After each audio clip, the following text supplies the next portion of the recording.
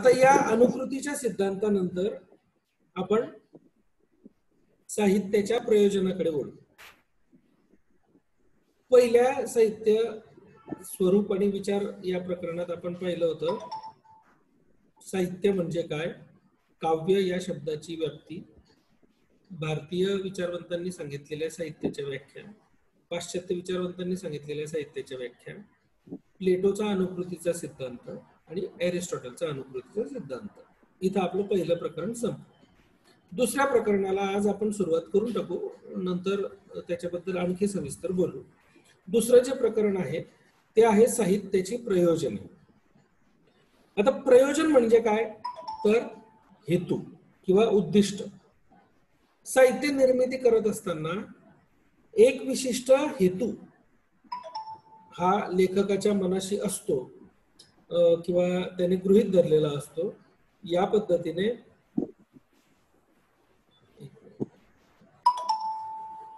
लेखकाने एक विशिष्ट हेतू मनाशी धरून साहित्य निर्मिती केलेली असते असं आपण म्हणू शकतो. खरं तर कुठल्याही गोष्टीच्या निर्मिती मागे त्या वस्तूच्या निर्मात्याच्या मनात काहीतरी विशिष्ट हेतू असतोच. जसं निसर्ग ही सृष्टीची निर्मिती आहे. नदी, डोंगर, चंद्र, पृथ्वी हे कशासाठी निर्माण केले असा प्रश्न आपण आपल्या मनाला जर पडला तर त्याचं उत्तर आपल्याला सापडतं की नदी का आहे, डोंगर कशासाठी आहे, चंद्राचं कार्य काय आहे, सूर्य कशासाठी निर्माण केलेला आहे. तसं प्रत्येक, जसं निसर्गानं तर उत्तर काही दिलं नाही आपल्याला, पण आपण आपल्या अभ्यासातून आपल्या अनुभवातून हे उत्तर ओळखू शकतो की त्याच्या निर्मितीमागचं कारण काय असेल. म्हणून प्रत्येक गोष्टीच्या निर्मितीचं एक विशिष्ट प्रयोजन असतं. तसंच साहित्याच्या प्रयोजनाचा आपल्याला विचार करायचा आहे की साहित्याच्या निर्मिती मागे नेमकं काय उद्दिष्ट आहे, नेमकं काय प्रयोजन आहे. साहित्याच्या प्रयोजना संदर्भामध्ये भारतीय आणि पाश्चात्य विचारवंतांनी काय काय मांडणी केली आहे ते आपल्याला या प्रकरणामध्ये पाहायचं. तर साहित्याच्या प्रयोजनाचा जो विचार आहे तो भरत मुनीचा जेव्हा ग्रंथ आला तेव्हापासून ते आतापर्यंत आपण साहित्याच्या प्रयोजनाचा विचार करत आहोत. भरत मुनी प्रमाणेच भामह, वामन, अभिनवगुप्त यांच्यापासून भा. रा. तांबे, नासी फडके, आचार्य जावडेकर इथपर्यंत लोकांनी साहित्याच्या प्रयोजनाचा विचार मांडलेला. परंतु साहित्याच्या प्रयोजनाच्या विचारामध्ये मम्मट नावाचा जो विचारवंत आहे त्यानं मांडलेलं प्रयोजनाचं सूत्र हे फार महत्वाचं मानलं जातं. या मम्मटाच्या प्रयोजनाच्या सूत्राच्या संदर्भामध्ये भालचंद्र खांडेकर यांनी साहित्य विचार या ग्रंथामध्ये अत्यंत मौलिक चर्चा केलेली आहे. ते म्हणतात की प्रयोजन विचार लेखक आणि वाचक या दोघांच्याही दृष्टिकोनातून केला गेला आहे. कित्येक वेळा साहित्याचं प्रयोजन म्हणजे साहित्य निर्मिती मागील हेतू व साहित्य वाचनाचा परिणाम हा विचार एकत्र झाल्यामुळे त्यासाठीचं उद्दिष्ट आणि परिणाम या दोन संज्ञा आपोआपच निर्माण झाल्या. संस्कृत साहित्य मीमांसक जो आहे मम्मट त्याने 6 वेगवेगळी प्रयोजनं सांगितली, म्हणजे उद्दिष्ट सांगितले. मागे मी सांगितलं होतं पहा की भारतीय, संस्कृत आणि पौर्वात्य या 3 संकल्पना एकाच गोष्टीसाठी आहे, त्यामुळे हे लक्षात ठेवायचं. तसंच इंग्रजी, पाश्चिमात्य या 2 संकल्पना एकाच गोष्टीसाठी आहे. तर प्रयोजनामध्ये सुद्धा पौर्वात्य हा शब्द जर आला तर हे लक्षात ठेवायचं की आपल्याला भारतीय किंवा संस्कृत साहित्यशास्त्रकारांनी सांगितलेली प्रयोजनं सांगायची आहे. तर या संस्कृत साहित्यशास्त्रामध्ये मम्मटाचा काव्य प्रकाश हा जो ग्रंथ आहे तो फार महत्वाचा आहे. आणि या ग्रंथामध्येच मम्मटाने काव्य प्रयोजन नावाचं एक स्वतंत्र प्रकरण लिहिलेलं आहे. त्या प्रकरणामध्ये त्याने प्रयोजनाचा विचार केलेला आहे. त्याने प्रयोजनाचं सूत्र सांगताना म्हटलेलं आहे की काव्यम यशसे अर्थकृते व्यवहार विदे शिवेत रक्षते सद्यः परनिर्वृत्तये कांता संमितयोपदेश युजे. काव्यप्रकाश या ग्रंथामध्ये त्याने हे संस्कृत सूत्र म्हटलेलं आहे. या संस्कृत सूत्रात त्याने 6 वेगवेगळी प्रयोजनं सांगितलेली आहे. पहिलं यश, दुसरं अर्थलाभ, तिसरं व्यवहार ज्ञान, चौथं अशुभ नाश, पाचवं तात्काळ मिळणारा ब्रह्मानंद आणि 6वं पत्नीचा प्रेमळ उपदेश. असे 6 वेगवेगळी प्रयोजनं त्याने सांगितली. बघा काय सांगितलंय त्याने. काव्यम यशसे अर्थकृते व्यवहार विदे शिवेत रक्षतये सद्यः पर निर्वृतये कांता संमितयोपदेश युजे. म्हणजे काव्य का निर्माण केलेलं असतं तर यश मिळवण्यासाठी, अर्थकृते म्हणजे पैसा मिळवण्यासाठी, व्यवहार विदे म्हणजे व्यवहार विद्या म्हणजे व्यवहार ज्ञान मिळवण्यासाठी, शिवेत रक्षतये म्हणजे अशुभाचा नाश करण्यासाठी, सद्यः परनिर्वृतये म्हणजे तात्काळ मिळणारा ब्रह्मानंद मिळवण्यासाठी, आणि कांता संमित योपदेश युजे. कांता संमित उपदेश म्हणजे पत्नीनं केलेला प्रेमळ उपदेश, आणि युजे म्हणजे योजना, का म्हणजे त्याचं निर्मितीचं कारण. तर या प्रयोजनांना त्याने मांडलं काव्यप्रकाश या ग्रंथामध्ये. यापैकी 2 प्रकारची प्रयोजनं आपल्याला दिसतात या 6 प्रयोजनांमध्ये. ते म्हणजे लेखकनिष्ठ प्रयोजन आणि वाचकनिष्ठ प्रयोजन. हे प्रयोजनाचे 2 प्रकार आहेत, लेखकनिष्ठ प्रयोजन आणि वाचकनिष्ठ प्रयोजन. लेखकनिष्ठ मध्ये लेखकाशी संबंधित असलेल्या प्रयोजनांना लेखकनिष्ठ प्रयोजन म्हटलं जातं, आणि वाचकनिष्ठ म्हणजे वाचकांशी संबंधित असलेल्या प्रयोजनांना वाचकनिष्ठ प्रयोजन म्हटलं जातं.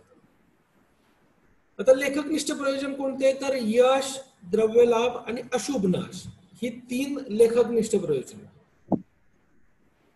आणि व्यवहार ज्ञान व पत्नीने केलेला प्रेमळ उपदेश हे वाचकनिष्ठ प्रयोजन. आता राहिलं ब्रह्मानंद. तर ब्रह्मानंद हे अंतिम प्रयोजन मानलं गेलेलं आहे, म्हणजे सर्वश्रेष्ठ प्रयोजन मानलं गेलेलं आहे. ते लेखकनिष्ठ पण आहे आणि वाचकनिष्ठ पण आहे, कारण लिहिल्यानंतर लेखकाला आनंद मिळतो, वाचल्यानंतर वाचकालाही आनंद मिळतो. आणि यश, द्रव्यलाभ, अशुभ नाश ही लेखकनिष्ठ प्रयोजन का आहेत, कारण यश, द्रव्यलाभ आणि अशुभ नाश या 3 गोष्टी कोणाला मिळतात, लेखकाला मिळतात. यश म्हणजे प्रसिद्धी मिळते, द्रव्यलाभ म्हणजे पैसे मिळतात, आणि अशुभ नाश म्हणजे त्याचं पापक्षालन होतं. हे कोणाचं होतं, लेखकाचं होतं. परंतु वाचकाचं काय होतं, तर वाचकाला त्यातून व्यवहार ज्ञान मिळतं, वाचकाला चांगला उपदेश मिळतो.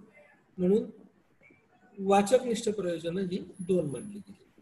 आपण आता एक एक प्रयोजन थोडस विस्तारानं पाहू. पहिलं प्रयोजन आहे यश म्हणजे प्रसिद्धी. साहित्य निर्मितीमुळे लेखकाला 4 चौघांमध्ये नावलौकिक मिळतो. कथा, कविता, कादंबरी, नाटक यासारखा वाङ्मय प्रकार हाताळणाऱ्या लेखकाला वाचकांमध्ये प्रसिद्धी मिळते. आपण पाहिलं की सुरुवातीला म्हणजे अनेक लेखक, कवी हे धडपडत असतात आपल्या साहित्याच्या प्रसिद्धीसाठी. वेगवेगळ्या वृत्तपत्रांमध्ये, नियतकालिकांमध्ये, वाङ्मयीन व्यासपीठावर आपल्या साहित्याला प्रसिद्धी मिळावी म्हणून ते धडपडत असतात. का, तर 4 चौघात आपल्याला चांगला नावलौकिक मिळावा म्हणून. पण सर्वच लेखक हे प्रसिद्धीसाठी लेखन करत नाही. अनेक लेखक असे आहेत की ते खऱ्या अर्थानं सामाजिक प्रश्नांची मांडणी करणे किंवा समाजामध्ये काही मूलभूत बदल आपल्याला घडवता येतील का यासाठी म्हणून अनेक लेखक लेखन करतात. त्यांना त्यातून प्रसिद्धी मिळावी किंवा नाही म्हणजे याची काही अपेक्षा त्यांची नसते. परंतु तरी सुद्धा मम्मटाने यश हे प्रयोजन सांगितलेलं आहे. साहित्य खरं तर हे साहित्याचं खरं मुख्य प्रयोजन नाहीये, कारण प्रसिद्धी मिळवण्यासाठी जर आपण लिहत असू तर आपल्या लेखनाला काही अर्थ नसतो, कारण यशाच्या मागे लागलेल्या साहित्यिकांच्या हातून श्रेष्ठ दर्जाची कलाकृती निर्माण होईलच असं नाही. त्यामुळे यश हे प्रयोजन साहित्याच्या प्रयोजनाचं नेमकेपण सिद्ध करत नाही. पुढचं जे प्रयोजन आहे ते म्हणजे द्रव्यलाभ, म्हणजे अर्थप्राप्ती, पैसा मिळवणे. द्रव्यलाभ व्हावा म्हणून साहित्यिक लिहितो असं बऱ्याच वेळा म्हटलं जातं. म्हणजे मंमटानं तर ते स्पष्टच सांगितलेलं आहे तसं, की द्रव्यलाभ व्हावा म्हणून साहित्यिक लिहितो. यश अथवा प्रसिद्धीच्या संदर्भात आपण असं म्हणू शकतो की सर्वच लेखन हे प्रसिद्धीसाठी नसतं, पण तसंच आपण इथेही म्हणू शकतो की सर्वच लेखन हे द्रव्यलाभासाठी नसतं. पैशाच्या हेतूनं लेखन करायचं ठरवलं तर पैसे मिळतीलच की नाही याची काही खात्री नाही. कित्येक वेळा तर स्वतःच्या खिशातले पैसे भरून आपल्याला आपलं साहित्य प्रकाशित करावं लागतं, अशी आजची परिस्थिती आहे. परंतु पूर्वीच्या काळी म्हणजे मंमटाने द्रव्यलाभ हे प्रयोजन का म्हटलं असावं, तर त्याचं कारण आपल्याला असं सांगता येईल की पूर्वीच्या काळी राजदरबारामध्ये कालिदास, भोज, भूषण कवी, रघुनाथ पंडित यासारखे वेगवेगळे कवी होते. त्यांना राजाचा आश्रय लाभलेला होता. पेशवाईमध्ये शाहीर कवींना असा मान थोड्याफार प्रमाणात मिळाला. आजही तांबे, चंद्रशेखर, यशवंत यांची नावे आपण राजकवी म्हणून घेतो. पण हा राजाश्रय मिळण्यापूर्वी त्यांना प्रारंभीच्या अवस्थेत साहित्याची सेवा करताना द्रव्यलाभ ही दृष्टी काही ठेवता आली नाही. आजच्या युगात जर आपण पाहिलं तर या साहित्याला मोबदला दिला पाहिजे अशी विचारधारणा मागे पडत चाललेली आहे. लेखक, प्रकाशक, संपादक हे बऱ्याच वेळा तर पैसे घेऊन पुस्तकाचं प्रकाशन करणे वगैरे अशा गोष्टी करत असतात. परंतु जो खरा कलावंत असतो तो द्रव्यार्जनाचा किंवा अर्थप्राप्तीचा किंवा पैसे मिळवण्याचा उद्देश विचारात न घेता साहित्याची निर्मिती करत असतो. ज्ञानदेवांसारख्या संत कवींनी ज्याप्रमाणे आपल्याला प्रसिद्धी मिळेल की नाही, पैसे मिळतील की नाही, द्रव्यलाभ होईल की नाही हा विचार न करता अभंग लिहिले, त्याप्रमाणे इतर अनेक संतांनी सुद्धा, संत कवींनी किंवा जे वेगवेगळे पुढे समाज सुधारक झाले त्या सर्वांनी जे लेखन केलं त्यातून त्यांना प्रसिद्धी किंवा द्रव्यलाभाची अपेक्षा मुळीच नव्हती. परंतु एक काळ असा होता की त्यातून त्या कवीला राजाची संगत मिळायची, त्याच्या दरबारामध्ये त्याला स्थान मिळायचं, म्हणून द्रव्यलाभ हे प्रयोजन मंमटाने मानलेलं आहे. पुढचं जे प्रयोजन आहे ते आपण नंतर घेऊ. त्याच्यामध्ये व्यवहार ज्ञान, अशुभ नाश, त्यानंतर पत्नीचा प्रेमळ उपदेश असे हे प्रयोजन आहे. आणि शेवटचं जे सर्वश्रेष्ठ प्रयोजन म्हटलेलं आहे ते म्हणजे ब्रह्मानंद. त्याच्यावर सुद्धा आपण पुढच्या तासाला बोलू.